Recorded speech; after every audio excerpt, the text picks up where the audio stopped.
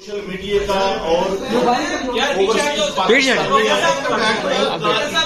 Pressure था कि मैंने आज सुबह की नमाज के बाद एक दफा मैंने खुदकुशी करने की कोशिश की है, लेकिन फिर मैंने सोचा कि मैंने क्यों ना ये सारी चीजें अवाम के पास रखूं, मैं खुद क्यों हराम की मौत मरूं और मैं ये सारी चीजें अवाम के सामने क्यों ना रखूं। मैं इस क्रम में से गुजर रहा हूं।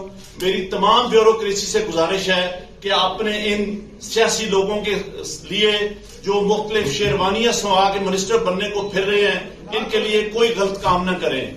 हम लोग ये काम जाग गया। देखें, मैंने रावलपिंडी के लिए 16 घंटे काम किया है। मैंने यहाँ रिंग रोड बनाया है, ददोचा डैम बनाया है, होली फैमिली हॉस्पिटल बनाया है, जिमखाना बनाया है, मैंने लारी अड्डे बनाए हैं, मजदूरों के लिए सेंटर बनाए हैं, मंशियात के अड्डे सेंटर बनाए हैं। सब कुछ मैं अपने मुल्क की बेहतरी के लिए करता रहूं, लेकिन आखिर पे मैंने जो इस मुल्क के पेट में छुरा घूंपा है, मुझे वो सोने नहीं देता। मैं ये सुकून की मौत मरना चाहता हूँ। बात करने दो। जो मैंने जुल्म किया है, मुझे उसकी सजा मिलनी चाहिए और बाकी भी इस जुल्म में ठीक नहीं करवा सका और मैं अपने ओहदे से यहाँ इस्तीफा दे रहा हूँ। मैंने जो इस इलेक्शन में गलत काम किया है, रावलपिंडी के 13 एमएलए की सीटें जो हारी हुई लोगों को हमने जितवाया है, लोगों की 70 हजार की लीड को हमने उनकी शिकस्त में बदला है और आज भी हमारे लोग बैठ के जेली मोहरे लगा रहे हैं। मैं माजरत चाहता हूं अपने तमाम रिटर्निंग ऑफिसर से। देखिए, मैं ये सारी इस गलत कार्य की जिम्मेदारी अपने ऊपर ले रहा हूं और साथ आपको बता रहा हूं कि जो चीफ इलेक्शन कमिश्नर है, जो चीफ जस्टिस है, वो भी इस काम में पूरे शरीक है। किसके कहने पे सब कुछ होता रहा? ये इतना सब कुछ हुआ, आखिर किसके कहने पे होता रहा? आप क्यों प्रेशर करते थे? फितने को खत्म करना चाहिए था, इसका सर कलम करना चाहिए था इन फितनों का। ये वही फितना है जिसने वो रेडियो पाकिस्तान पर तब हमला किया था, डी चौक पे कब्रें खोदी थी, गंदे कपड़े सुप्रीम कोर्ट को बंद किया था, पूरी पार्लियामान को बंद किया था। ये वही फितना है। सर जय हिंद। Group captain U K Devnath sir, जय हिंद, बहुत बहुत शुक्रिया, आपने समय दिया सर, थैंक यू इसके लिए। जय हिंद राजेश।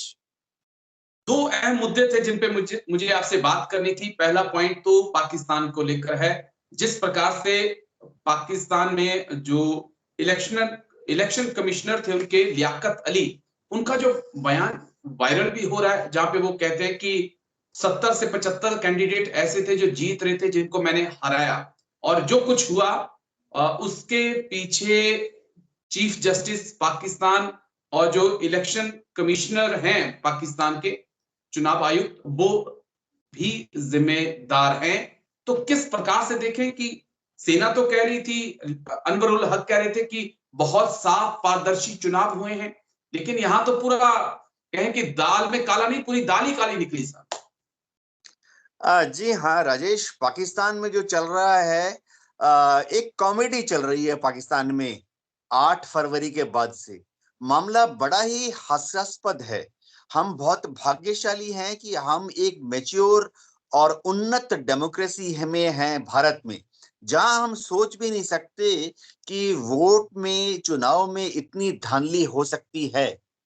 लेकिन सिल्वर लाइनिंग है, अच्छी बात यह है कि कम से कम लियाकत अली ने सामने आके पाकिस्तान में जो धांधली हो रही है उसकी सच्चाई को बखान किया। ये एक ताजी हवा का झोंका है। मैं उम्मीद करता हूं कि पाकिस्तान की एस्टेब्लिशमेंट और जो डीप स्टेट है वो लियाकत अली को दबा नहीं देगी, वरन एक क्यों लेगी। वो पाकिस्तान की जो इलेक्शन कमीशन है वो लियाकत अली के बयान से एक positive lessons learned, mistakes learn made, या भविष्य में क्या सही तरीके से करना है सीखेगी। पाकिस्तान के लिए मैं क्योंकि डिफेंस में था, मेरी बहुत उम्मीदें हैं।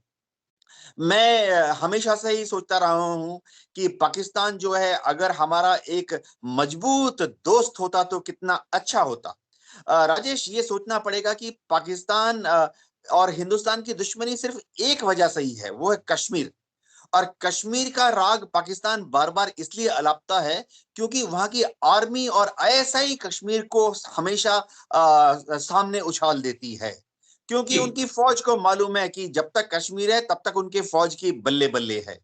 अब अगर पाकिस्तान की फौज को, खासतौर से उनके आईएसआई को कश्मीर से दूर ले जाना है, तो उसका एक ही तरीका है कि पाकिस्तान में एक बहुत मजबूत सरकार बने, डेमोक्रेटिकली इलेक्टेड, जो कि पाकिस्तान की आर्मी चीफ को और आईएसआई की चीफ पर कंट्रोल रख सके।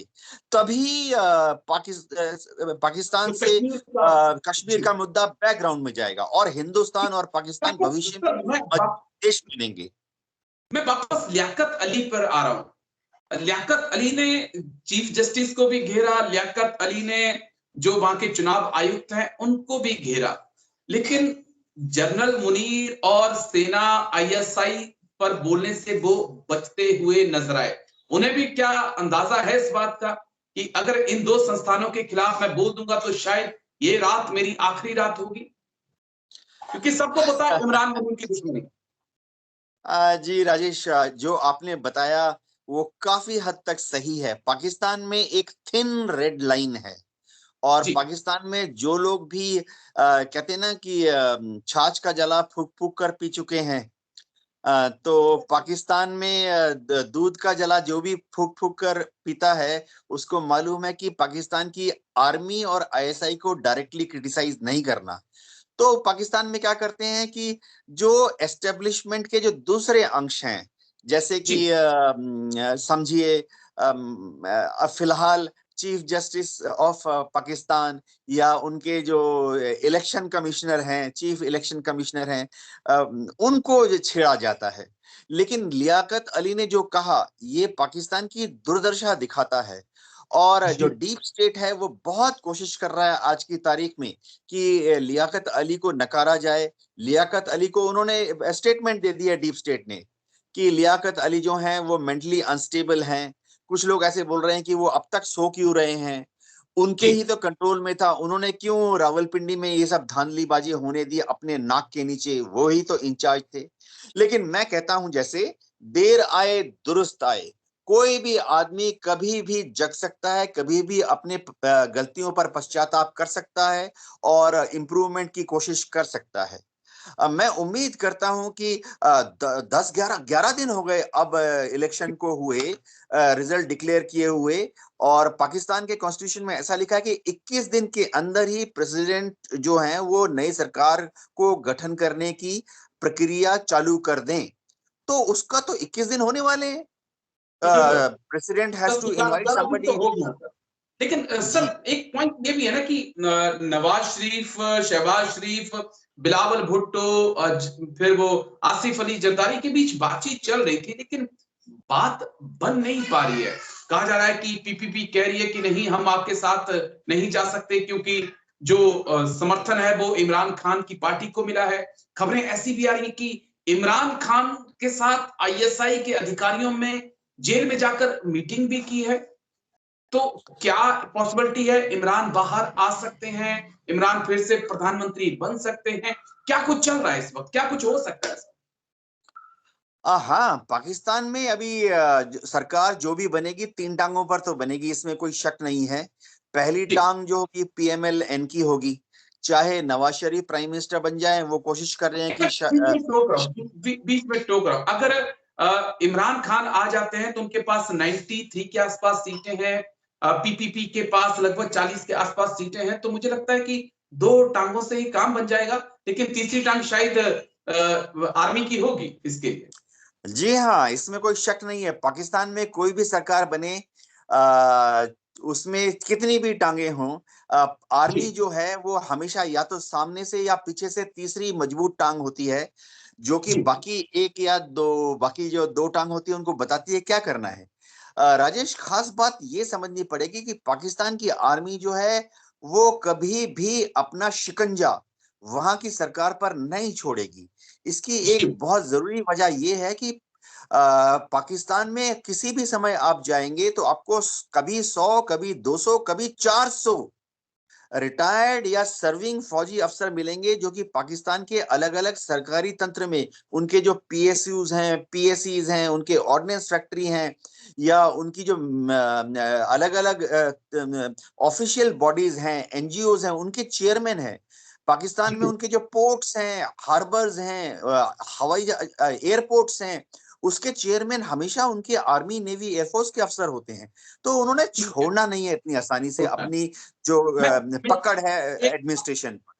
एक आखिरी सवाल इस मुद्दे से जुड़ा हुआ जो समझना चाहता हूं, क्योंकि पाकिस्तान में कहा जाता है कि सरकार उसी की बनती है जिसके ऊपर अल्लाह, आर्मी और अमेरिका मेहरबान हो।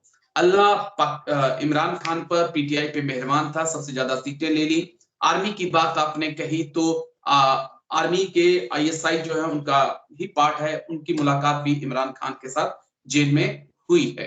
अमेरिका के राजदूत हैं डेविड ब्लूम, ऐसी खबरें हैं कि पिछले 4-5 दिनों में उन्होंने भी इमरान खान से जाकर मुलाकात की है।